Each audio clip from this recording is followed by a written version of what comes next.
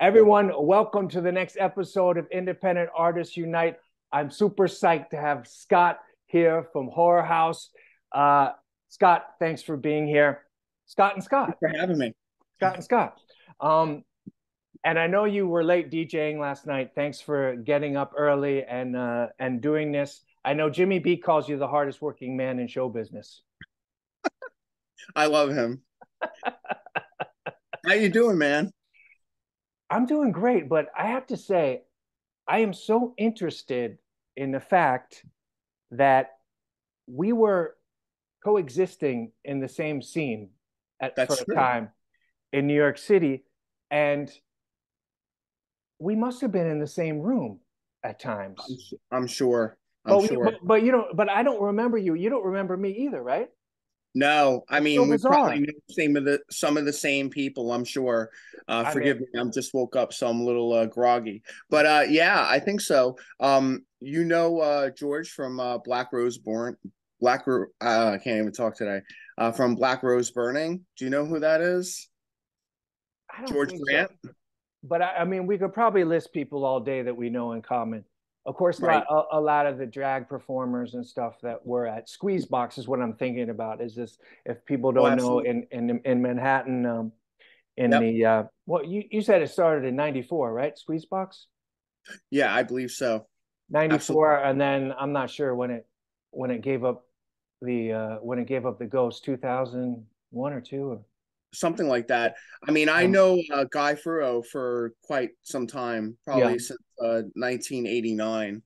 Because I have a mutual friend, Tammy Shapiro, in the scene. We were friends, and we would go to a lot of the boy bar drag shows. yeah, We knew the House of Field people before yeah, the Box started, so we actually would see a lot of the drags. The House of Field drags actually crossed over into the rock scene, so a lot of them would hang out at Cat Club and things like that in New a York Cat City. Club, yeah, Yeah, so we yeah.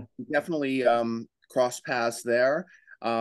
A lot of them were, also very into the rock scene, into the glam kind of scene thing that was happening. Yeah. Uh, at Cat Club, the Wednesday Cat Club thing, pretty much saw all the bands that came through at the time, which is kind of crazy. Mm, yeah. Was a lot of stuff. Any of the bands that came through from uh I don't know. I would say like Pretty Boy Floyd, Faster Pussycat, that whole scene. A Mm, lot of that stuff was coming through at the time. Um, I think anyone that was like kind of glam and was looking for something that was rock and roll were starting to hang out in that scene as well. mm. Yeah. And if people haven't heard of Squeezebox, it was actually a really unique, um, cool thing where it basically was like, you know, gays, lesbians, queer friendly, rock and rollers. Um, there were MCs that were drag queens, but the cool thing was there was the live Squeezebox band. Who I was really close with the drummer. Uh, oh my God, my brain. Pete Azarisi, yeah.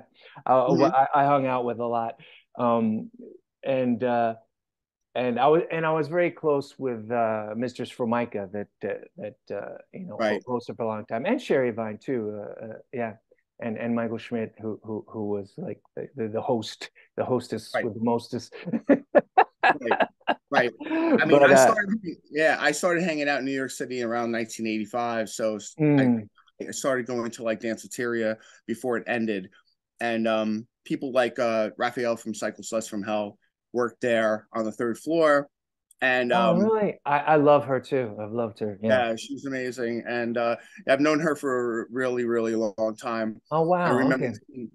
yeah, I remember the scene morphing into that whole thing where it was starting to do Cat Club. There was like Lismore Lounge that was happening on Mm, First Avenue, which is it was like a Hell's Angels sort of hangout. It was around the corner from the clubhouse, and a lot of people were really kind of starting to go into that scene. It was interesting because a lot of the goth scene at the time, it kind of like the goth punk scene started morphing into this rock and roll hangout at Lismar, Mm. and people were starting to kind of trade in their Doc Martens for cowboy boots with tips and stuff like that, and started using their hair, and it kind of Yeah, went into like, it was like a lot of the goths kind of got into glam thing too. yeah. So that was interesting. And then hanging out at Cat Club at that time at the end of the 80s, there was definitely like a lot of stuff that was happening too with like grunge started coming in, and I Mm. remember seeing a lot of stuff starting to come through, like Alice in Chains and Soundgarden and things like that, and things Mm. started to change into this more grunge direction. I think the rock and roll people were believe it or not kind of receptive to that scene too. I mean, like, I know they always said Mm. like you know grunge kind of killed the whole glam scene, but I think the people that used to hang out in the city areas were more acceptable to a lot of the change because they liked rock music. So Mm. Yeah, I mean, I loved all of it, I have to say. But I feel like that the squeeze box scene, another thing about it, of course, is everybody got dressed up to the nines. Whether it was your absolutely. punk rock gear or glam or goth, yeah, and and drag queens, they were all in the same place. And it was actually fun just to walk around in a circle and just see everyone. But that had a huge influence on me. I love that. And it's interesting. I don't know if you saw this documentary about the Blitz Club in the Mm-hmm. 80s in Yeah. London. Yep. I watched that this past winter, actually, when I had COVID, and I was just like, that's Squeezebox. That was our Squeezebox, because you also had not only musicians, but you had makeup artists and hair people, Right. and models, but they could be like doing your makeup at Squeezebox one night, and the next night they're doing the cover for W Magazine. I mean, it was Right. like they were Right. like the top people, but it's like that was their roots and their fun thing. So Right. that was really cool. Absolutely. Don Hills was a great place, and I mean, Don Hill was a part of Cat Club as well. So, Oh, that's right. I forgot about that. yep. Wow. Yeah. Yeah. Yeah. Yeah. There's I came in at it's small. 80. I came to the city in 89. So I Mm-hmm. just got to Cat Club a little bit, and I did get to Danceteria when it was uh in its final thing. I'm glad I got to see that. Actually, my band played Danceteria. Um, Oh, cool. one of my first incarnations there. Yeah. Yeah. So anyway, That's it good. just blows my mind when people, you must have been right across the room many times, Absolutely. I mean, and I definitely went to that newer danceteria too. yeah. Something that was playing in at the time with Ryan Roxy. I was in this thing called Emperor's New Clothes for a while. It was like a jam kind of thing that we did, Oh, and we would crash all yeah. these different. That sounds familiar to me, actually. Yeah, yeah, yeah.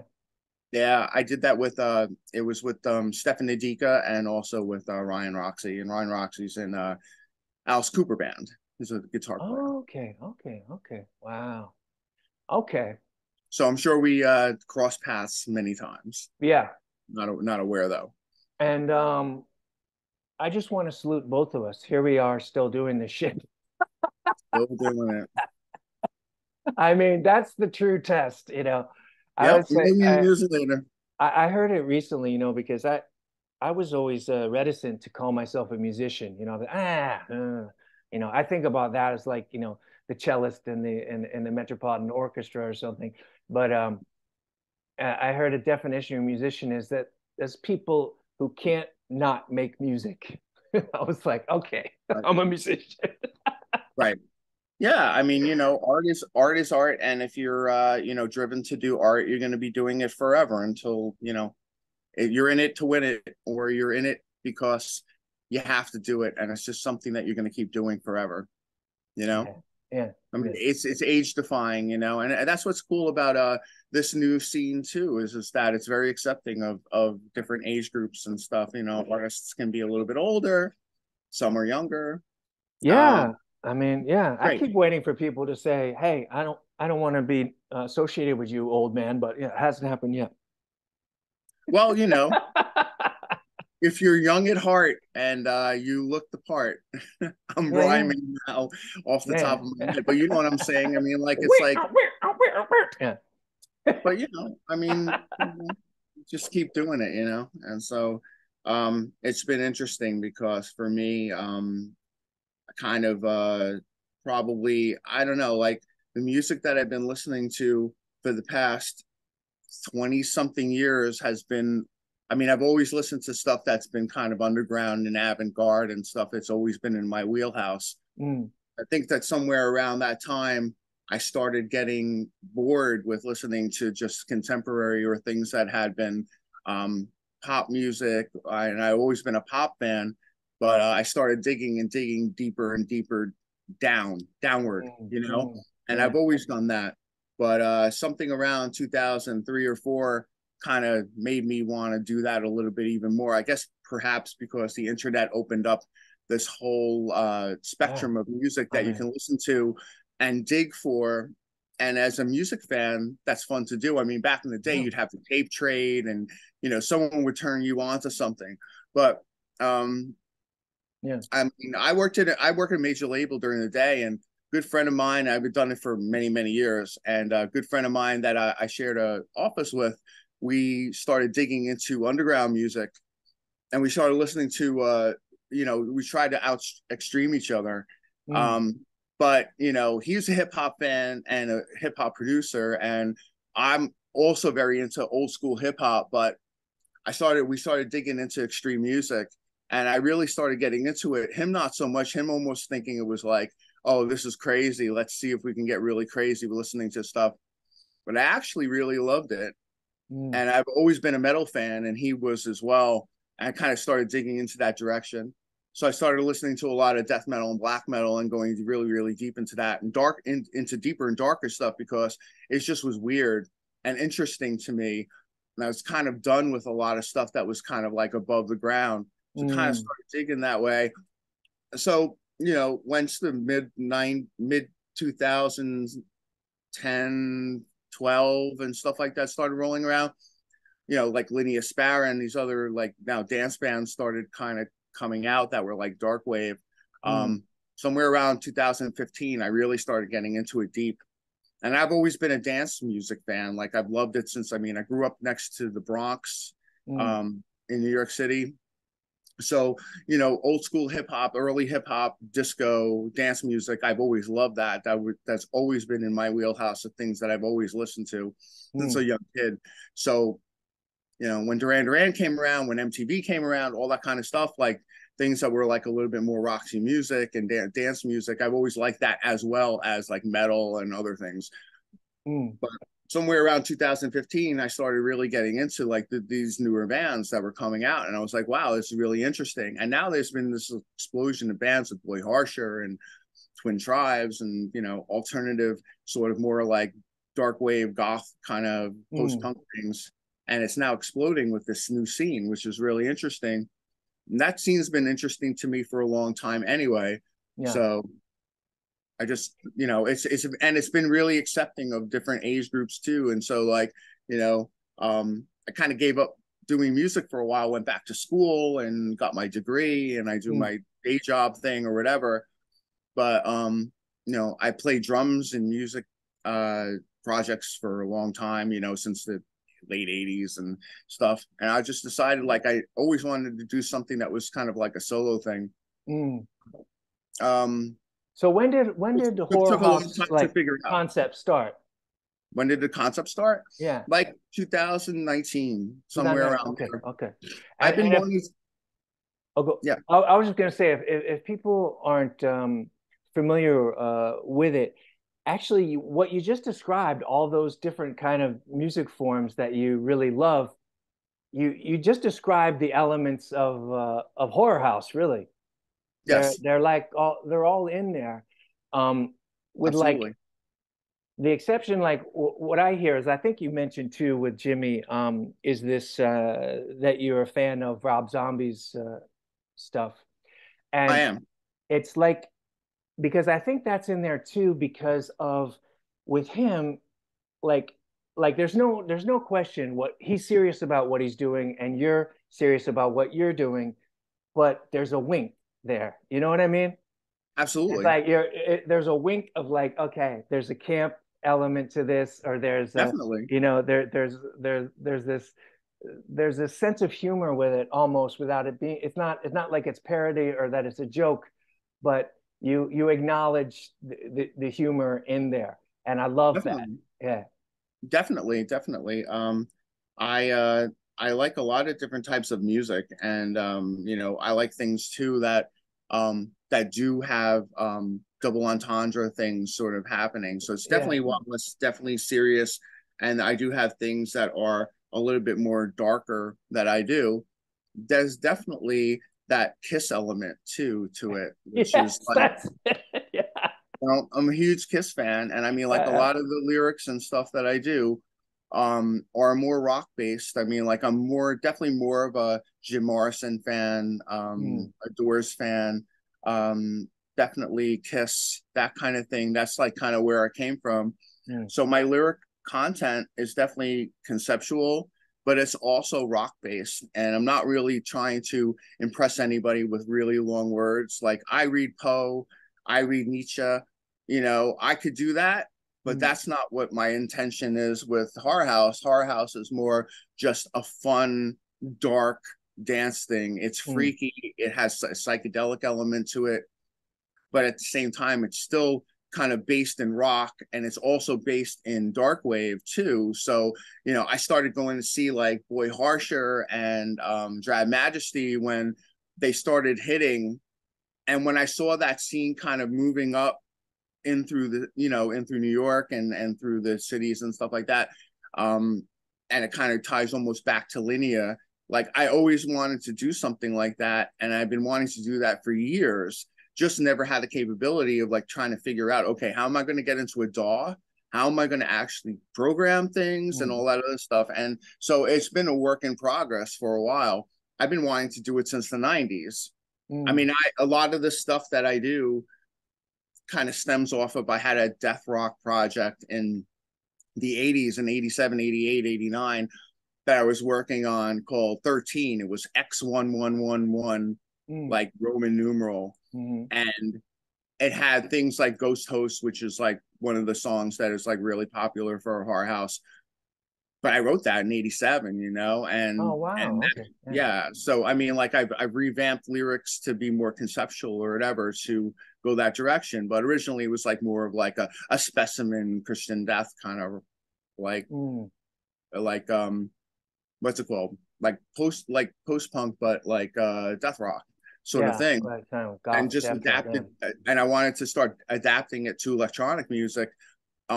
That stuff I did all myself, except I had a guitar player that was like laying down guitar, which I couldn't do because I'm not really a Mm, guitar player. I can play enough to be able to do open chords and riffing and stuff like that, but they're going to get atmospheric, and I need somebody else to do that. But all mm, other instruments, I mean, I play drums, I play bass, I play keyboards. And drums are my first instrument. mm, So to try to do that and adapt it to electronic music, and how could mm, I actually adapt that rock kind of idea to dance music? mm, And I mean, like, there's definitely a lot of incorporation of like, I'm very into like the first Madonna album.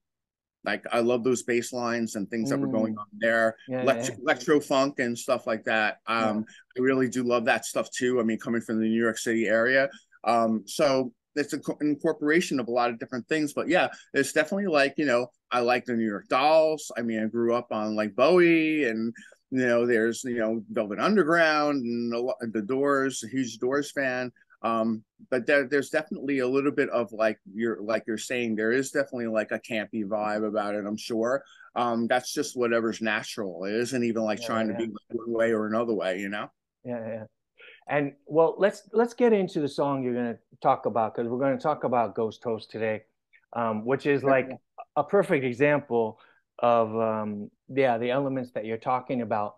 Um, I say I'm always a little intrigued by like the death metal people and stuff like that, but it's like what I enjoy about yours is that, like you said, you're a fan of pop music too. There are hooks there, you know what I mean? It's like I Yes. just can't get bashed over the head with these guitars and screaming all the time.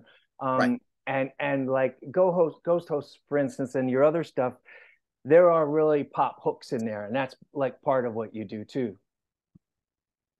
Absolutely. I mean, I grew up in the 70s basically, and in the 80s, and I loved MTV. So when MTV first came out, it was everything, like to me. Like I turned it on. I had it in 1981. I had it before I actually went to school at this in this town where it's like, so two towns went to school together and they had different cable systems at the time. So like one town, yeah, it was like Cablevision, Time Warner Cable or something like that. So like Mm. my town had MTV since day one. The other town did not.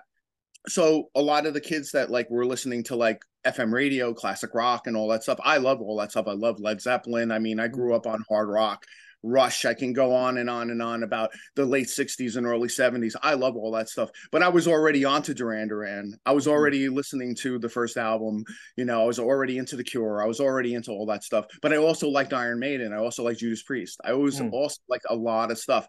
It was just like, to me, music was just like a melting pot. I had no judgment on it. If I Mm. liked it, I liked it. I didn't care whether or not anyone else liked it. I was on the first Culture Club album when it first came out. I loved Boy George. I loved Motown.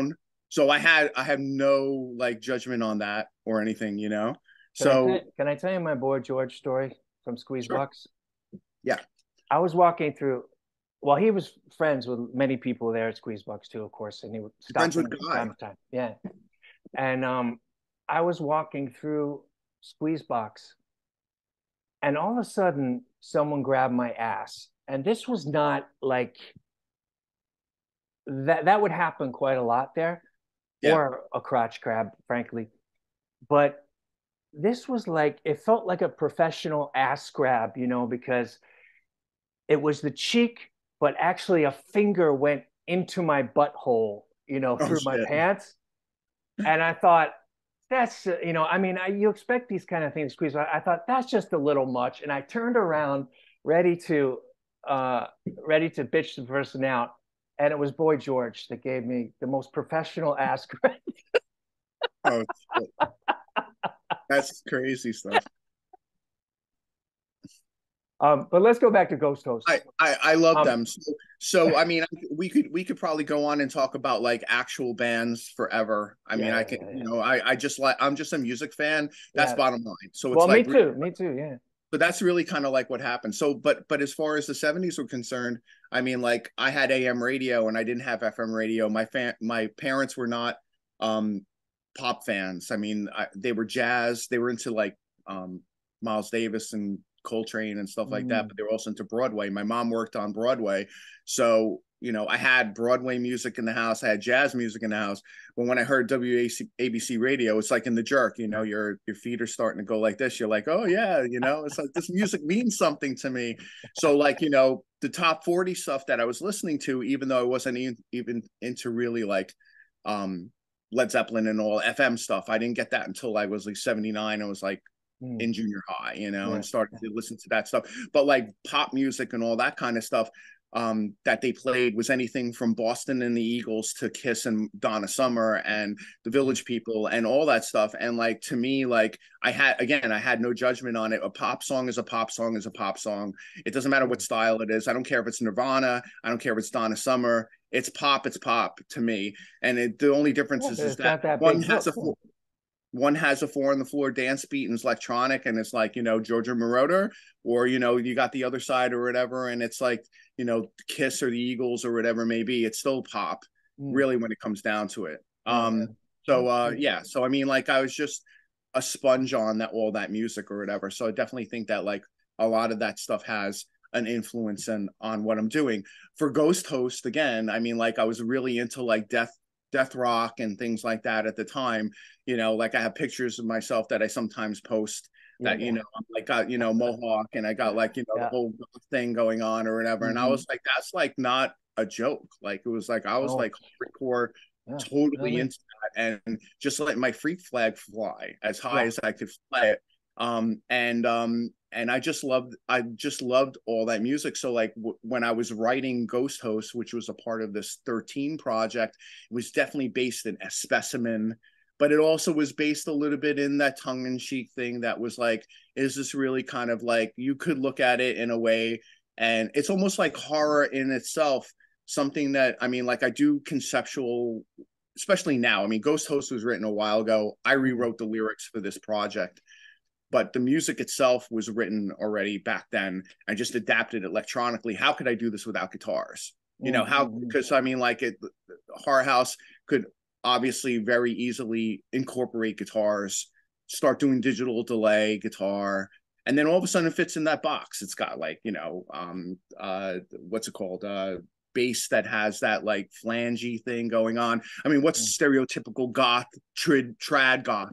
You know, tribal drums, or digital delay guitar, this phasey bass or whatever, you know, and vocals on top, and like a darky, spooky theme or whatever. And then you basically have just talked about like what many bands now that are in the explosion of the scene are doing, which is nothing wrong with that. And there's some bands that I really do love in the scene, I think are amazing. But that's not what I wanted to do. I wanted to do it in a dance floor way. And I want to do it in an electronic way. Like I like Kraftwerk, you know, I like Hawkwind, I like psychedelic music. I kind of wanted to incorporate all that stuff together and try to come up with something and just adapt it that way. So, so I kept doing this electronic project idea, which I basically had like in the 90s to do. And I just didn't have the means to be able to figure out how to do it in the DAW. I started doing some, you know, kind of sketchy things and stuff like that in the late 90s, and I kind of, you know, I gave it up. I was still playing drums in the New York scene. It was kind of like on the back burner. And then when I saw Boy Harsher and I saw Drab Majesty and I saw there were like only two people doing it, and it was like back to like almost like a Yaz kind of thing where it's like, you got two people doing it, you know, and I was like, maybe I could do this. I haven't done it live yet, but I was like, okay, you know, I'm going to try and see if I can do this and start adapting ideas. So like when I first did the first record, which is the first EP, Entrance, it was just a conglomeration of everything that I wanted to kind of throw in and see what I could actually do with it. And, you know, it's all from like my 70s and 80s horror upbringing. And I was like, I like short horror stories. So why don't I do something where I can have like EPs that would, or albums that would be these short stories. They all intertwine. I'm a big, huge Pink Floyd fan. I love Pink Floyd. I love conceptual music. Like I'm a big King Diamond fan too, conceptually speaking.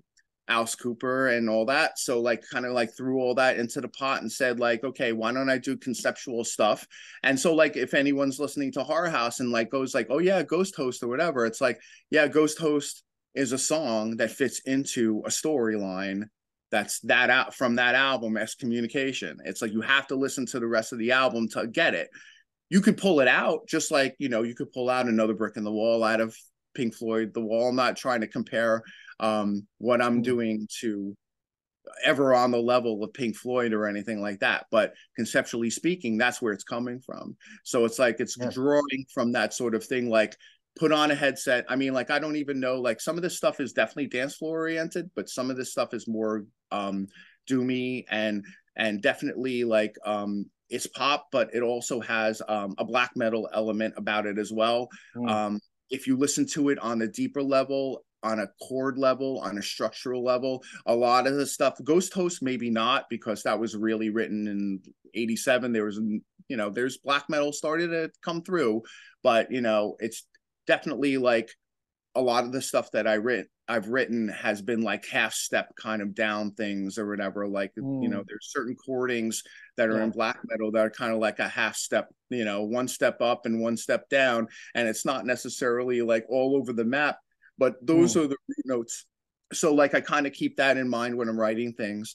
So that definitely has that element to it. And there's definitely a nod aesthetically, like when you're talking about like the album covers and like the logo and all that other stuff that goes back to like Bathory and things like that, like the early 80s and first and second generation black metal. So like I always know a lot of people that are purists of like black metal are like, oh no, it doesn't have anything to do with like post-punk or goth or whatever maybe. But I tend to disagree, because like there's definitely like a crossover thing chording wise, like with the Cure. Like you listen to Cure Disintegration, and like that album was a really melancholy, deep record that I definitely think has an influence on like the second and third wave of black metal and things that are chording, that if you start getting into things like Yazter that are like dark and very chord based and dreary, there's definitely, if it's dreary, there's definitely something that's pulling from,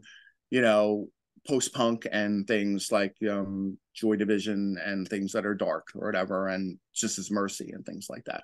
Yeah, So definitely like love all that stuff too. So back to Ghost Host. That was the idea of Ghost Host, was is to be able to tie it into a conceptual record.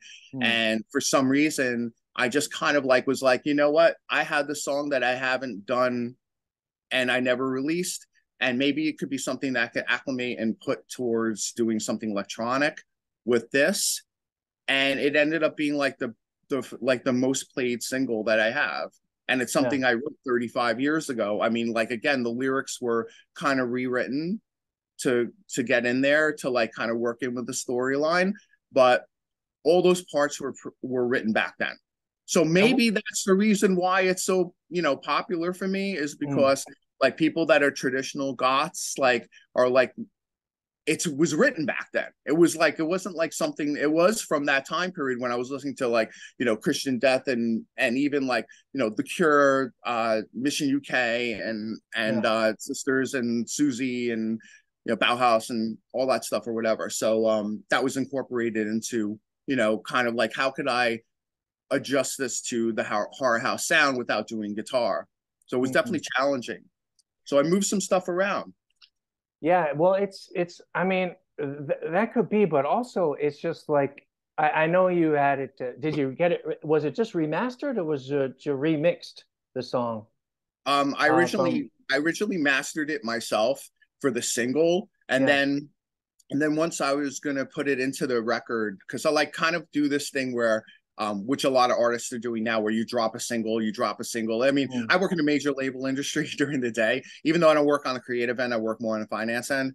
I've just been such a music fan forever, and I mm, follow trends and I see what's going on. And like usually, like people are dropping a single, like three singles, four singles, whatever, and then an album comes out. mm. Kind of like going that kind of trajectory with it. Yeah, So, yeah, uh, yeah.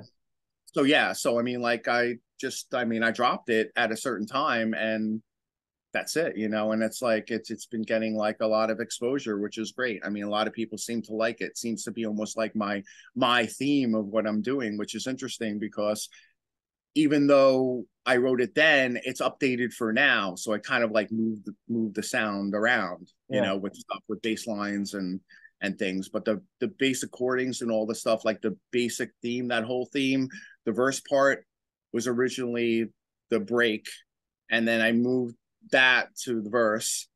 But like the whole theme itself and the whole thing at the end, like it's got that sort of like Vincent Price, like outward out thing. I mean, Outro, I did that back in '87. Yeah, I love Michael Jackson. I'm so, you know, I don't want to talk about like, you know, everyone's like, oh, you know, everything that happened with him and, you know, his, you know, you can't play Michael Jackson anymore because, you know, it's not politically incorrect for a lot of mm, people. mm, But I still love Thriller. I still love Off the Wall. Those are yeah. impressionable to me. The Thriller movie thing that they did, whether it's a Mm, John mm, Landis thing or whatever that was on yeah, MTV. I love yeah, that. I love electro funk too. So definitely like electro funk sneaks into Horror House a lot. So I don't know whether or not it's confusing people, but it's a hodgepodge of like mixture of sounds yeah. electronically, but it definitely has a dance element to it, but it definitely has a creepy element to it too. And like you were saying, like Rob Zombie, yeah, I do love Rob Zombie. I loved, you know, even when he was doing his stuff that was like more noise and experimental and stuff like that when he was coming up in New York City or Mm. whatever. And I am a fan of certain movies I'm not, but I do like him in Ministry and things like that too. So Godflesh was one of my favorite bands in the '90s. So there's definitely all that mix of all those different styles that kind of go into it, you know. Yeah, yeah, yeah. But too, it's like you said, like if no one's ever delved into your stuff, it is like a cohesive concept, the whole thing. You know what I mean? Like it's no surprise to me the red light and the hat and the shades here today. Like everything's in this horror house thing, and it's yeah. I mean, it's you feel the film influences in there with the cover art and the videos that you do. I feel them actually in the music too, because it's like, as with Ghost Host, like what I think. Well, I mean, I can imagine that it's so popular because it's also easy to listen to. You know what I mean? It sounds Yeah, great. You do have that beat, that punishing beat. You know, that's like you have to go like this too. You know, yeah, yeah, yeah. and You it's were, the hook. You know, you got the hook. You know? yeah, you were talking about the mastering, going back to that, Yeah, yeah. zoning or whatever a little bit. But the mastering, I got Slasher Dave from Acid Witch to do the mastering, because I wanted to up it a level. And if anyone does not know who Slasher Dave is, and you like horror soundtracky kind of things, and you like spooky stuff, you should definitely go check him out. He's amazing, an amazing artist, multi instrumentalist. He can do anything. He's like kind of like the new John Carpenter, and I think that's a big compliment to him. Yeah. But so he mastered it. So he mastered that record Yeah, for that sure. sounds good. Um, Yeah. the sonic level to me is a little bit a cut above. I was looking for something, it's like it's hard when you're trying to do things digitally now too. Yeah. Sound Wars, trying to get everything to where it like kind of like lines up sonically with other things. There's a Yeah. lot of different tests that I do, electronically, and I do a lot of stuff mixing over headset, and then I listen to stuff in the car and all that other kind of stuff. And Yeah. and he even told me, he was like, I think your mastering's really good. He's like, I think your mixing's really good. He's like, you don't really need me to do this.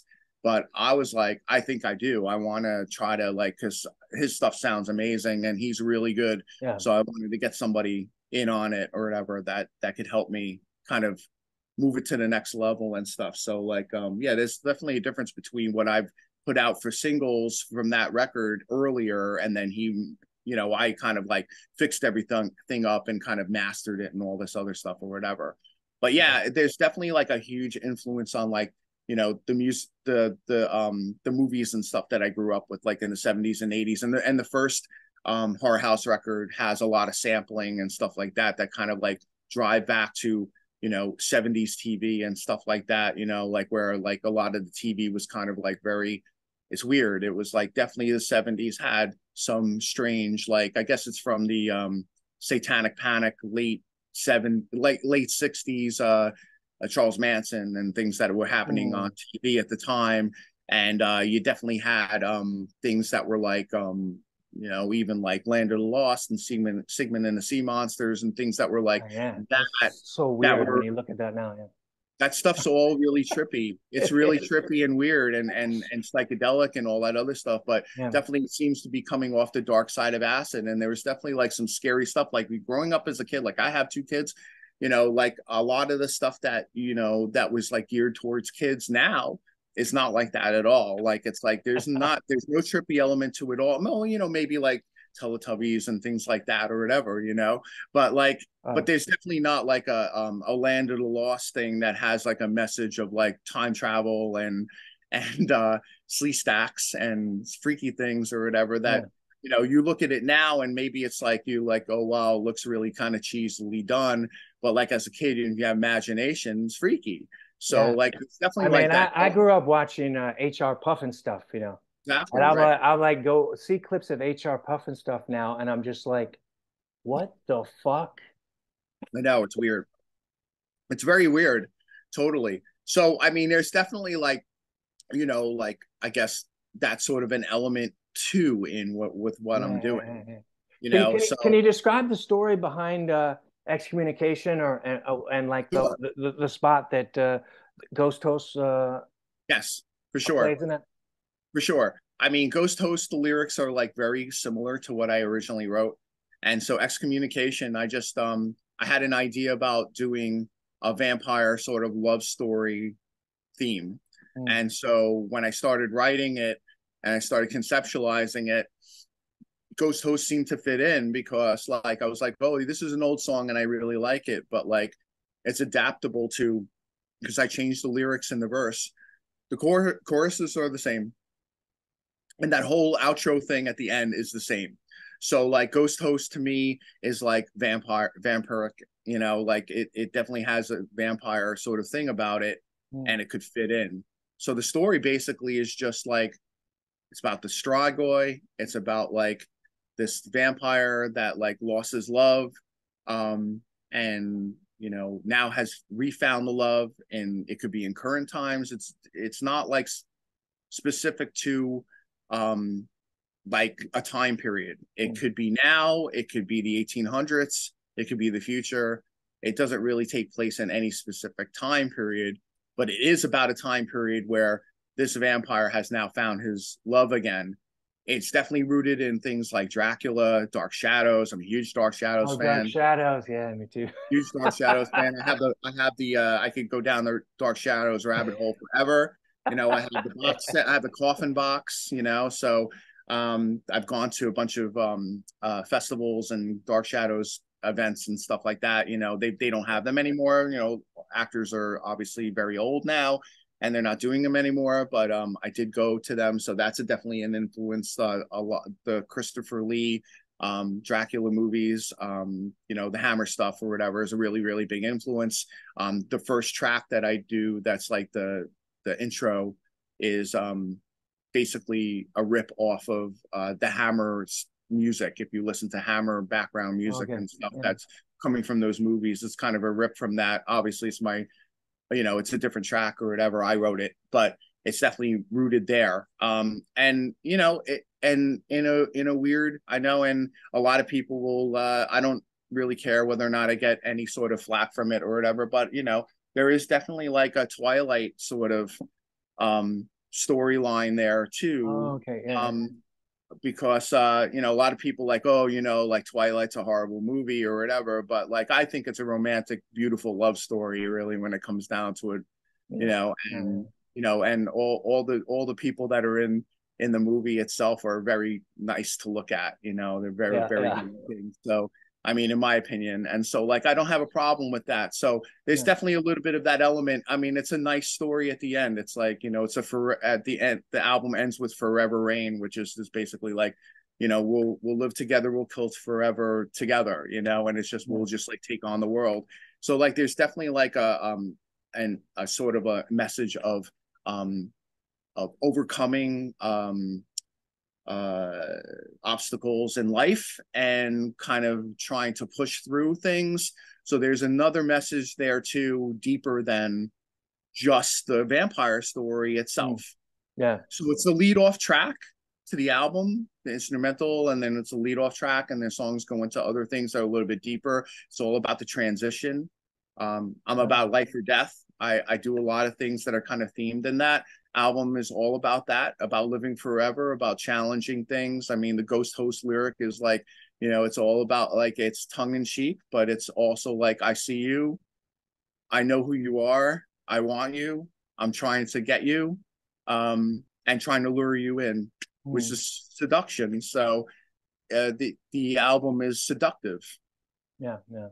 The storyline is a seductive storyline where the character that's the rebirth of this person that the vampire is in love with trying to get her. Mm. It's like it's trying to lure you into my world. So that's kind of like the lyrical thing. So while it has a horror element to it too, it's definitely sensual as well. So kind Yeah. of like that was the idea, but the idea is about like it's like I don't know, to me it's like it's one of those storylines that like ends well. It's Mm. like it didn't continue on. It's just like there's like the transition of the partner trying to like going becoming vampire and then like coming into the life and learning how to feed and all that other kind of stuff, and then people after them trying to kill them, but they kill the slayers, and at the end they just like reign forever together. And it's just like a perfect story in love. It's like you live together with someone that you love forever, Yeah. and that's kind of like the message. And it might be hokey or whatever, but it's the message of just overcoming obstacles, Yeah. Yeah. really, when it comes down to it. Well, We should jump off. I said 30 minutes and it's been a lot Yep. longer. But Okay. tell us what you're going to do next. Do you want to continue this story? Do you have another story in mind that you're Yeah, gonna? I have another album that I'm working on now. It's slow but sure because I have other things that I'm doing. My schedule's kind of insane. I'm doing some collaborations. I can go on about that, but yes, I have another album concept. It's going to be called. Let's see if I can remember even what it's called. But, yeah, uh, um, yeah, I got to remember what it's called actually. But I'll tell you what the concept is. The Yeah. concept's basically like it's not a continuation of this story. It's Mm. something completely different, but it's about people getting involved with other people that maybe they shouldn't have gotten involved with. And Ah, the storyline of that and about life or death and coming back to haunt that person. oh, nice. You Nice. wronged me and you pulled me into your life, and now I've transitioned and I'm gonna come back to haunt. Sounds cool. But Sounds it's a lot. whorehouse. Sounds whorehouse. It's called demise and rise. Oh, nice. Okay. Yeah. So it's like about transition, which I'm very into doing things about transition from life to death and about Mm. astral plane and all that other kind of stuff. There's definitely that in there. There's that storyline kind of going on with everything that I'm doing. Not the first record. The first record was an introduction, but most of that stuff's like that. It'll be conceptual. And there'll be another song that'll be the first song that we'll be doing from its next door neighbor, which is like was part of that same batch as Ghost Host. And it's pretty much all done. I just got to master it and get some vocals on it. It's going to kind of go in that direction. So Well, definitely, we can definitely. talk. We can talk off camera because I died for 40 minutes and came back to life. You know. Did you really? Yeah. Yeah, I had a heart attack 4 years ago, and Wow. my heart stopped for 40 minutes. Yeah, Oh my God. yeah. So Wow. I'm into that stuff too. That's amazing. Um, Wow. all right. So if you haven't heard Ghost Host People, it's on the Independent Artists Unite playlist. Also, you could check out Horror House. Probably the best is on Bandcamp, right? If you want to support independent artists, go buy their stuff on Bandcamp. It's the greatest. Absolutely. Love Bandcamp. It's amazing. And thank you so much for this today, Scott. No, thank you for having me. I appreciate it. Talk to you soon.